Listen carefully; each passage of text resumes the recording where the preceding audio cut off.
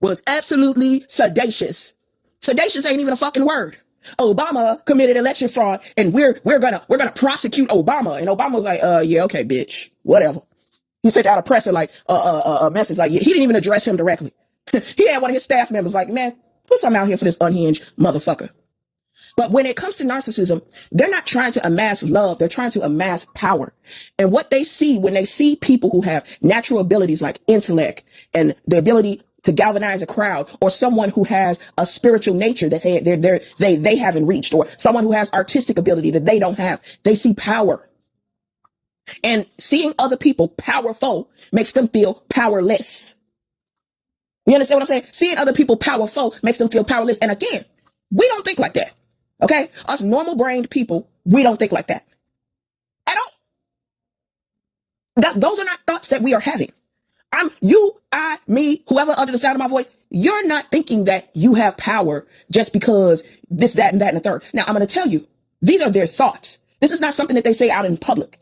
They are very wise to know in most cases, not all, because sometimes that mask slip, but they know how to lie to other people and tug at their emotions. Let me tell you something. They know what other people feel about you. That's what makes narcissism a cult. They know what insecurities people have about you. They know these things because they pay attention to emotions. They are emotional terrorists. They are emotional manipulators. They are consistently those who practice dark psychology. They will have your mind twisted all up. They make great cult leaders. They make great politicians, as we can see, dictators, as we can see. And it is because they find the sweet spot of another person's pain and insecurity, and they manipulate it to their advantage. So instead of saying, they might have overheard you say to someone one day, Riley, she thinks she all that.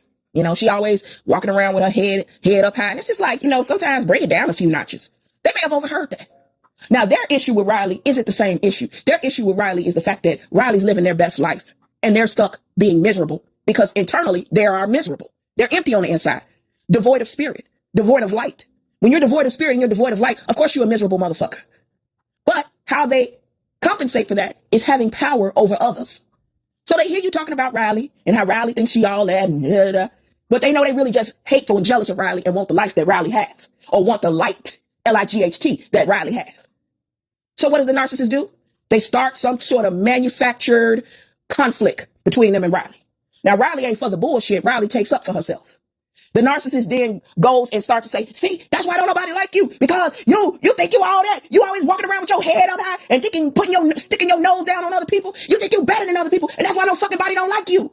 Now, do the narcissists really feel this way? That's debatable.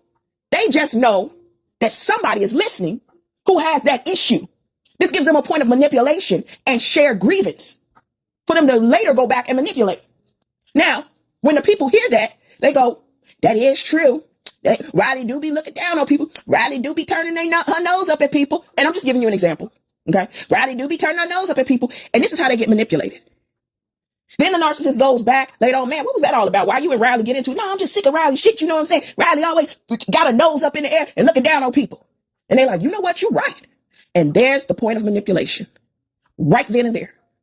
And it's a team sport. It's a cult. But the reason why this happens is because the person listening thinks that they share the same grievance with the narcissist. The narcissist is full buck playing the absolute shit out of them and using their disdain to pretend like they have a collective disdain, when really the narcissist is just a jealous, hateful ass bitch who's emotionally depleted, morally duplicitous, and just doesn't have anything to offer.